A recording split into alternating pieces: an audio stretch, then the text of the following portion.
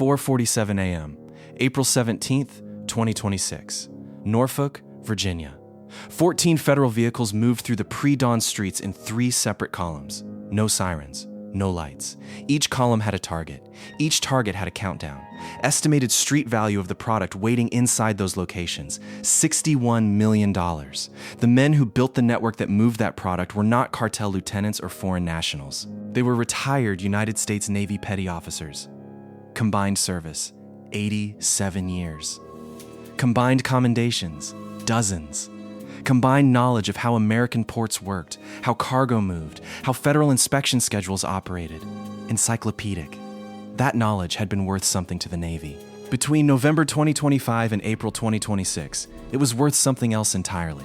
The first vehicle in the eastern column stopped outside a converted brick building on Granby Street, a maritime consulting firm. The sign on the door read Atlantic Meridian Solutions. It had been there for 3 years. It had legitimate clients, legitimate invoices. A functioning LLC registered in Virginia with a clean compliance record. Behind that front, 4 men had moved 34 separate shipments of pharmaceutical-grade fentanyl through 3 Atlantic port cities without a single federal intercept. Until now. The team leader checked his watch. 43 seconds. He gave the signal. The operation had a name. The takedown had a plan. What the agents did not yet know was that before this morning was over, they would find something inside one of those 6 locations that would push the case well beyond anything the original task force had projected. But that discovery was still hours away. The story of how they got here takes 14 months to tell. It begins not with a wiretap or a paid informant. It begins with a clerical error in a veterans benefits office and a paralegal who almost let it go. The maritime consulting world along the Virginia coast in late 2025 was genuinely competitive. Port logistics had grown into a substantial industry in the post-pandemic freight normalization period, and firms that could offer specialized knowledge of customs, documentation, and cargo routing were in real demand. Atlantic Meridian Solutions occupied a niche within that niche. Its 4 principals were former Navy petty officers, all retired within the previous 6 years. All with direct operational experience in port security and cargo handling at Naval Station Norfolk and adjacent commercial facilities. Their client list was real. Their invoices were real. And for the first 11 months of the network's operation, nothing about their business drew any federal attention. The 4 men had served together at various points across their careers. Chief Petty Officer Marcus Del Rey, retired 2021, had spent 8 years as a cargo security specialist. Petty Officer First Class Jerome Stahl, retired 2020, had worked Naval Customs Liaison, the interface between military and civilian port inspection. Petty Officer First Class Calvin Reese, retired 2022, had handled documentation flow for Atlantic Fleet Logistics. And Senior Chief Petty Officer Daniel Voss, the oldest of the 4 at 54, had spent 12 years in Navy supply chain oversight before his retirement in 2019. 4 men. 4 distinct skill sets. 4 pieces of a puzzle that, assembled correctly, represented a near-complete map of how commercial cargo moved through the inspection architecture of an Atlantic port. The scheme they built was not crude, it was architectural. Pharmaceutical-grade fentanyl and fentanyl-pressed counterfeit pills were moving into the United States through a supply chain the government has never fully traced to its origin. Atlantic Meridian Solutions did not handle sourcing, it handled routing. The firm charged legitimate consulting fees, documented with contracts, to act as intermediaries between shipping companies and customs brokers. Within that legitimate function, Del Rey, Stahl, Reese, and Voss had embedded a secondary service. For certain clients, for certain shipments, they arranged documentation that matched CBP inspection windows they knew. From prior experience and ongoing contacts, would receive reduced scrutiny. The customs broker signatures that DEA's Norfolk field office first noticed in November 2025 were not fake. They were real signatures from real brokers who, in at least 3 documented cases, had been told by Atlantic Meridian representatives that the cargo documentation had already been pre-cleared through naval security liaison channels. Depending on how a prosecutor wanted to frame it, that was either sophisticated fraud on the brokers or direct corruption of the inspection process. By the time DEA began looking at the pattern, 34 shipments had already cleared. The product was moving through Baltimore, Wilmington, and Norfolk itself. The seizures that triggered DEA's attention were not seizures of Atlantic Meridian shipments. They were downstream. Pharmaceutical-grade fentanyl showing up in local distribution channels, traced back through dealer networks to a supply source that, when customs documentation was pulled, kept pointing to the same cluster of broker signatures. I spent time going through how DEA's Norfolk field office built this pattern, and one detail kept nagging at me. The reason it took 14 months for federal agencies to notice wasn't incompetence. It was that the network operated at a scale specifically calibrated to stay below automatic screening thresholds.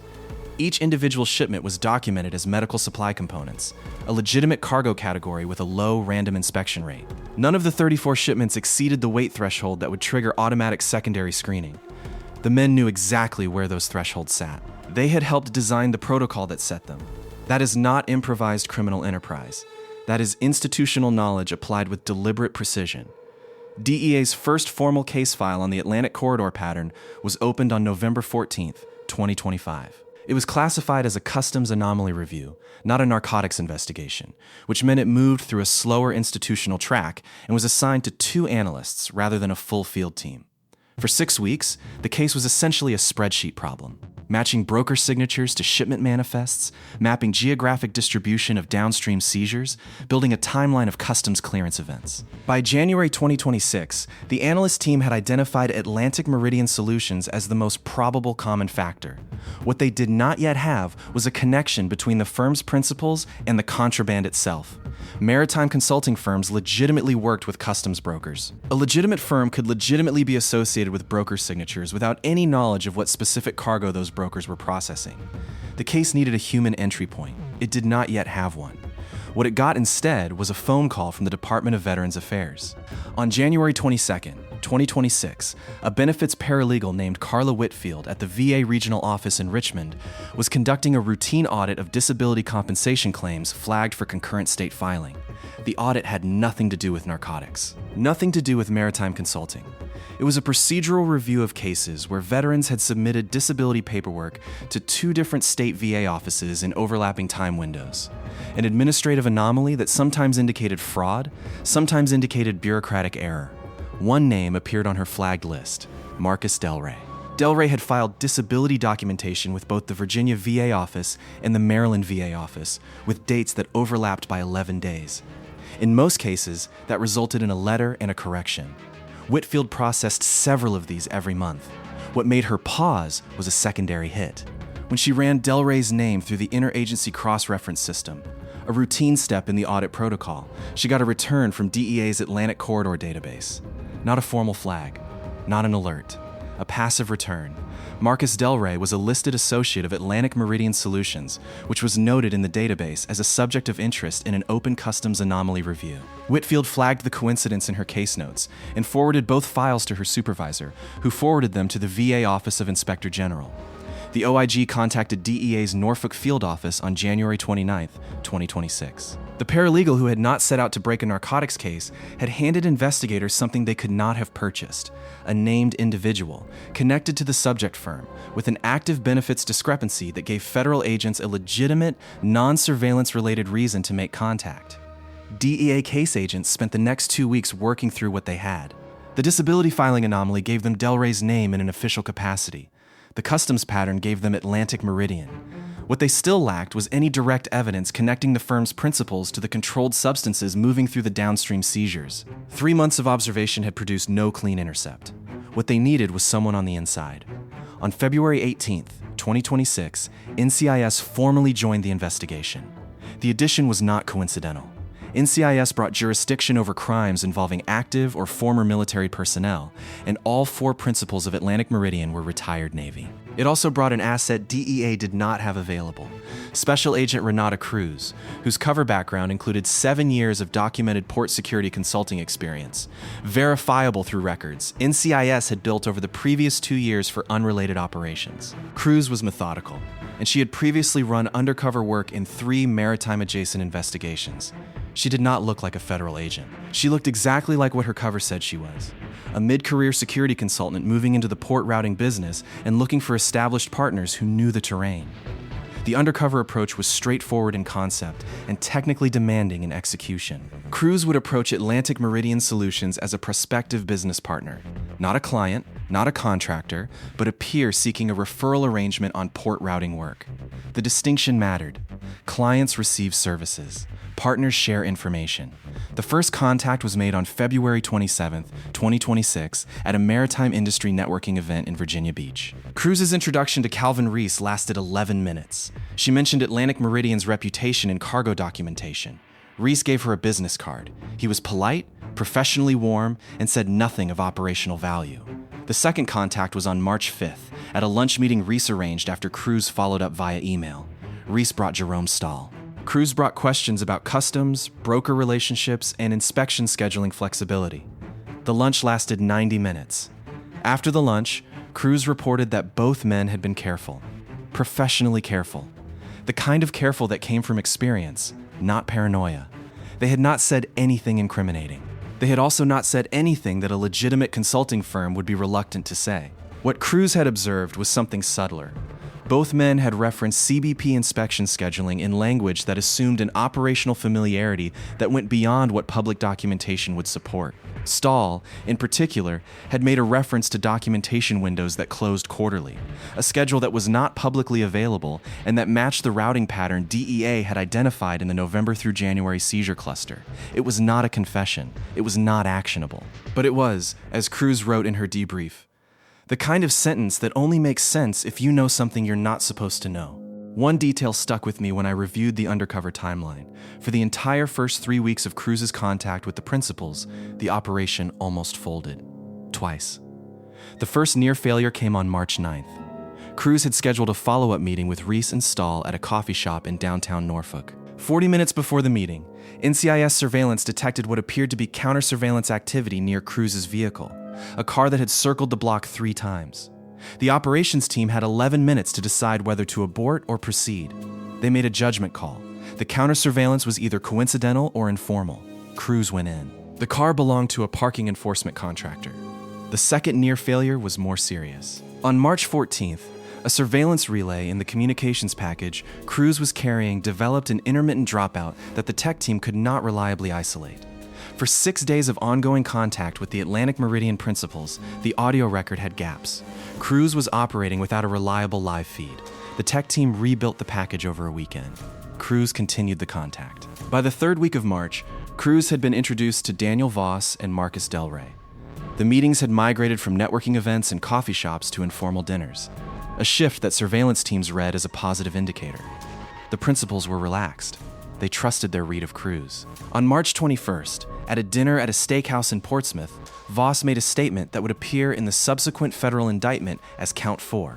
He described a shipment routing arrangement in terms that could only be understood as describing the deliberate exploitation of CBP inspection scheduling gaps, and he stated directly that Atlantic Meridian had relationships at the clearance level that ensured certain documentation packages moved without secondary review. Cruz asked a follow-up question about compensation structure. Voss told her the arrangement was a percentage of cargo value, processed through the consulting fee structure, and that their current volume was north of what you'd expect for a firm our size. North of what you'd expect. At the time of that dinner, DEA's running estimate of the network's throughput was $61 million in pharmaceutical-grade fentanyl and fentanyl-pressed counterfeit pharmaceuticals, distributed across 34 documented shipments over 14 months. Cruz submitted her debrief at 1:17 a.m. The surveillance team flagged the audio recording as priority material before dawn. What this case reveals is a structural vulnerability in how institutional knowledge leaves federal service. The Navy spent decades building expertise in port security and cargo inspection. When those experts retired, the security architecture they understood did not retire with them. The protocols they had helped design were still in place. The scheduling systems they had operated were still running. And there was no mechanism, none, that restricted their ability to monetize that knowledge in a way that exploited the very systems they had once protected. That is not a failure of 4 individuals. That is a structural gap, and it almost certainly has not been closed. By the first week of April, the Joint Task Force had assembled a case file that investigators described internally as unusually clean.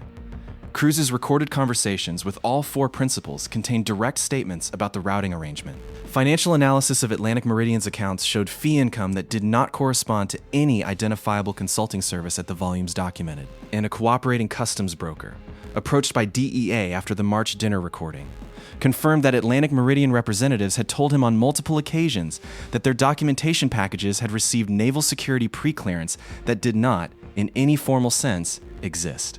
Here's the take that will probably get us pushback. The cooperating broker walked away without charges. He had processed documentation that he was told, falsely, had received official preclearance. Whether he believed that, or whether he understood on some level what he was actually facilitating, is a question the indictment leaves unresolved. We'll say what most won't. The decision not to charge the brokers reflects a prosecutorial calculation about what's provable, not a determination that they were entirely clean. The evidence against the four principals was strong enough that the U.S. Attorney's Office for the Eastern District of Virginia authorized a takedown rather than extending the undercover phase for additional documentation. The decision to move came on April 11, 2026. The task force had 6 locations to hit simultaneously: Atlantic Meridian's registered office on Granby Street, a secondary workspace in a shared commercial building in Chesapeake, the 4 principals' residential addresses. All 6 needed to be approached at the same moment to prevent any one principal from alerting the others. Operational planning consumed 4 days. 43 agents across DEA, NCIS, and supporting CBP and FBI units. 6 entry teams, 6 simultaneous warrants. There was one problem. 2 days before the scheduled operation, on April 15th, surveillance detected that Daniel Voss had changed his pattern. For the previous 3 weeks, Voss had been consistently at his Chesapeake residence between 4 a.m. and 8 a.m., the window the task force had chosen for the simultaneous entries. On April 15th, he left his residence at 2:30 a.m. and did not return until 11 a.m. The operations team had no clear explanation. Voss had not been observed making contact with any of the other principals on April 15th. His phone, which was under monitoring pursuant to a Title III order authorized on March 28th, showed no calls or messages during the overnight window. Where Voss went between 2:30 a.m. and 11 a.m. on April 15th is not established in any publicly available case document. The question did not prevent the operation from proceeding, but it added a layer of uncertainty that the operations commander addressed in the pre-raid briefing. Voss's team would enter at whatever location surveillance confirmed him at 4:47 a.m. on April 17th, rather than at his registered address. Put yourself in the operations commander's position for a moment. You have 43 agents, 6 locations, 1 window. One of your 4 primary subjects has an unexplained overnight deviation 2 days before you move. You don't know if he's been tipped. You don't know if he's moving product. You don't know if his pattern change is coincidental. You have to decide whether to push the date, hold the date, or proceed with contingency positioning. They held the date and moved Voss's entry team to a secondary standby position. On the morning of April 16th, surveillance confirmed Voss returned to his standard pattern at his Chesapeake residence by 10 p.m. He remained there through the night. At 4:47 a.m. on April 17th, 2026, all 6 entry teams moved simultaneously. The Granby Street office entry was the most complex. The building had 3 separate access points, a rear freight entrance, and a basement storage area that had not appeared in the original architectural drawings used for planning. The discrepancy was identified during a final reconnaissance pass on April 16th, giving the entry team less than 18 hours to adjust their approach. The team leader redesigned the interior sweep sequence on a hotel whiteboard at 11 p.m. the night before the raid and ran the revised plan with his team at 3:30 a.m. At 4:4723 a.m., the front door of Atlantic Meridian Solutions was breached. At 4:4731 a.m., the rear freight entrance was secured. The basement, which agents had initially expected to be used for document storage based on the building layout, contained something the revised plan had not anticipated: a pharmaceutical processing station. Not a lab. Not a manufacturing facility. A repackaging operation. Pharmaceutical-grade fentanyl in bulk, partially repackaged into commercial pharmaceutical containers with counterfeit lot numbers and authenticity labels. 57 separate product lines. The forensic team's initial count put the volume at just under $41 million of the total $61 million estimate. The residential entries were executed within the same 4-minute window. Marcus Delray was found at his Norfolk residence, awake, dressed, seated at a kitchen table. Jerome Stahl was asleep at his Virginia Beach apartment. Calvin Reese opened his front door before the entry team reached it. Surveillance had recorded him moving through his house on interior cameras for the previous 20 minutes, though no phone or communication activity had been detected. Daniel Voss was at his Chesapeake residence. He did not answer the door. The entry team made forced entry at 4:51 a.m. Voss was found in a back bedroom. He was not attempting to flee. He had, according to the entry team's report, a large amount of documentation spread across a desk. Printouts of what appeared to be shipping manifests, dates, and cargo classifications circled in pen. What he was reviewing at 4:51 a.m. in a house surrounded by federal agents has not been publicly explained. The documents were seized. They are referenced in the indictment as Exhibit 34A through 34F. The 6 simultaneous entries produced $61 million in pharmaceutical-grade fentanyl and fentanyl-pressed counterfeit pharmaceuticals, $2, $1 million in cash, distributed across 4 locations. Documentation establishing 34 separate shipments processed between November 2024 and April 2026. Communications records spanning multiple devices. And the repackaging station in the Granby Street basement, which indicated a level of vertical integration in the operation that the original investigation had not established. All 4 principals were in federal custody by 6:04 a.m. The charging documents filed on April 17th listed 17 counts across the 4 defendants, including conspiracy to distribute controlled substances, importation of a controlled substance, wire, fraud, and. In the case of Stahl, whose customs liaison background was most directly implicated, making materially false statements to federal customs officials. The government's sentencing recommendations have not yet been finalized as of this reporting. Federal narcotics conspiracy carries a statutory range of 10 years to life for the quantities involved. The presence of the repackaging operation and the documented 34 shipment throughput will be argued as sentencing enhancements. What do you think? Did the system that trained these men share any responsibility for the gaps they exploited? Or does the weight of 87 years of combined service make the betrayal categorically worse? The cooperating customs broker entered a deferred prosecution agreement. His identity has not been disclosed in any public filing. He is not among the 4 defendants. There is a question that remains open in the case record, and it is not a small one. The 34 shipments documented in the indictment account for 14 months of operation. Atlantic Meridian Solutions was registered as a business 3 years before the federal investigation began. The first documented shipment in the indictment is dated November 14th, 2024. The firm opened its doors in early 2023. What was happening in the first year? The government's position, as reflected in the indictment, is that the narcotics operation began in November 2024. Defense filings have not yet been submitted, but investigators familiar with the case, speaking without attribution, have noted that the documentation patterns suggesting legitimate business activity in Atlantic Meridian's first operational year are consistent with either a genuine startup phase or a deliberate buffer. One of those interpretations is significantly more troubling than the other. There is also the matter of the supply chain. The indictment establishes what Atlantic Meridian provided: routing, documentation, inspection window exploitation. It does not establish who provided the product. The fentanyl originated somewhere. The counterfeit pharmaceutical production required equipment, precursor chemicals, packaging materials, and distribution infrastructure. None of that is described in the charges against the 4 principals. The indictment references co-conspirators known and unknown.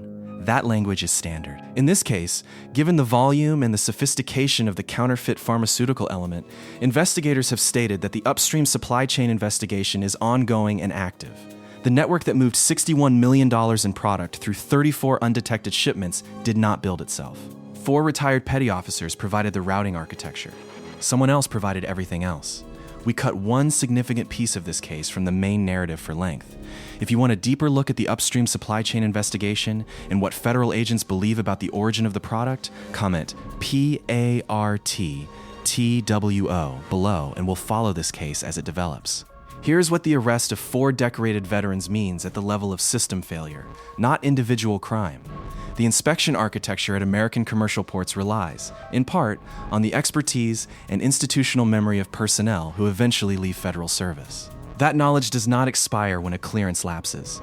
The scheduling systems they operated do not update to account for who now knows how they work.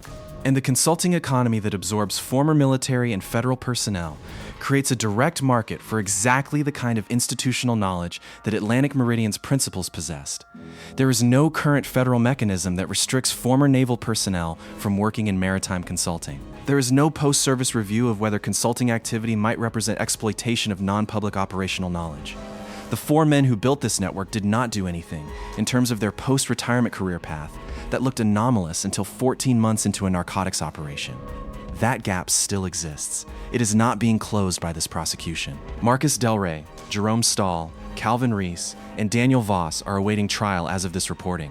The $2, $1 million in cash recovered on April 17th represents roughly 3% of the network's estimated 14-month revenue. The rest, by the government's own calculation, has not been located.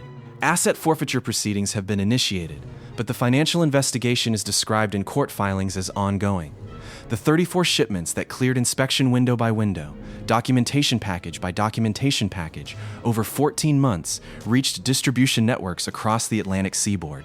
The downstream impact of those shipments, measured in overdose statistics, in medical costs, in the specific human accounting that never appears in federal indictments, is not established in any public document associated with this case. Carla Whitfield, the VA paralegal whose duplicate flags started the chain that ended with 43 agents moving through Norfolk before dawn, is not named in the indictment. She is not identified as a cooperating witness or a material informant. In the formal architecture of federal prosecution, her role was a clerical function. She ran a cross-reference query. She forwarded a file. But the network dismantling as you're watching this, the repackaging station on Granby Street, the documents on Voss's desk at 4:51 a.m., the $61 million that will not reach another distribution point, traces back to one name on a flagged list and one paralegal who almost let it go. If you want to follow how the upstream supply investigation develops, and what federal prosecutors find when they start pulling the thread above Atlantic Meridian, subscribe. The next case in this series connects to this network in a way that is not currently in the public record. The 4 men who built this network are in custody. The demand that paid for what they moved is not. The supply chain that fed them has not been publicly identified, and somewhere in the first year of Atlantic Meridian Solutions, the year the indictment doesn't cover, there are answers the government is still working to find.